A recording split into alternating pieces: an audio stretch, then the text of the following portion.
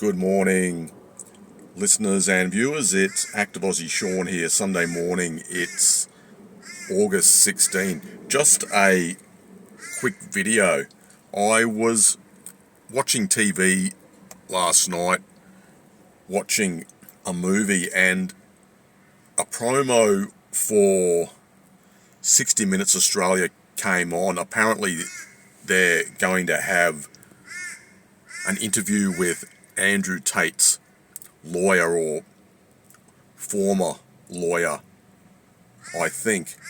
And during that promotion, that bloke who has a deep voice came on and he said something like, "Is this the end of the manosphere?" And usually I don't watch 60 Minutes or any of these sort of MSM type programs. I think they're just rubbish now. It may have been a good type of show back in the early 80s, mid 80s, up till about the early 90s, but it's just basically a lot of rubbish now. But I'll probably have a look. But what I guess they will do is that they usually just cherry pick a small amount of information and they'll use that to make a generalization of the entire manosphere.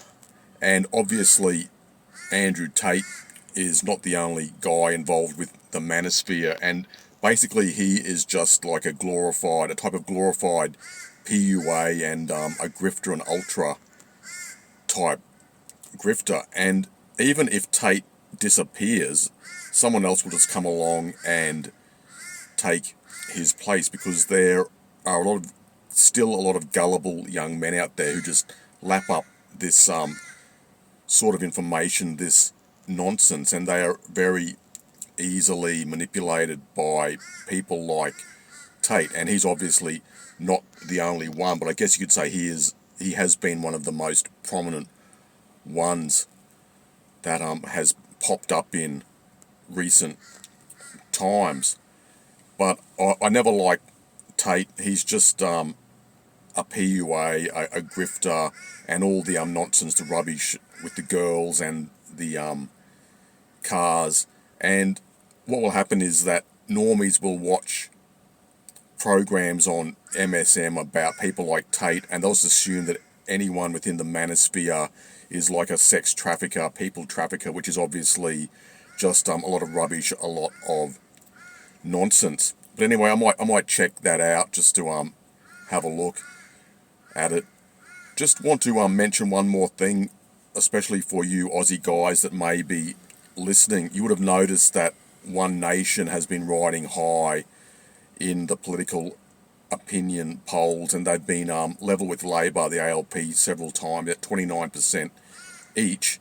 And the LNP is not doing so well. They've been down as low as like 18, 19%, according to different types of demographics. Like if you break down the poll between like Gen Z, millennials, Gen X, boomers, etc., and there's a breakdown of the vote, and it seems to be a bit different according to these different groups. But One Nation is obviously very popular, and we'll just have to wait and see how they go in the Victorian election in the next few months. I hope they do well. I saw an interview on News 24. It used to be Sky News Australia, but they rebranded themselves recently. But I saw the interview with Warren Pickering. He seems to be a good bloke. He is a former bricklayer. Then he moved in Melbourne. Then he moved up to North Queensland and he joined the ADF, became an engineer. I think he was a single father, so he has quite a lot of life experience, which is in contrast to a lot of people in the ALP and LNP who are basically just party hacks. So hopefully One Nation will do well in Victoria and also later on in the federal election, but who knows? The danger is that they might just become another party like the ALP and the LNP, and will just become another self-serving type of political party. But we'll just have to wait and see in regard to that. Some people think that voting is a waste of time, and maybe that's true. It certainly seems to be the way at the moment.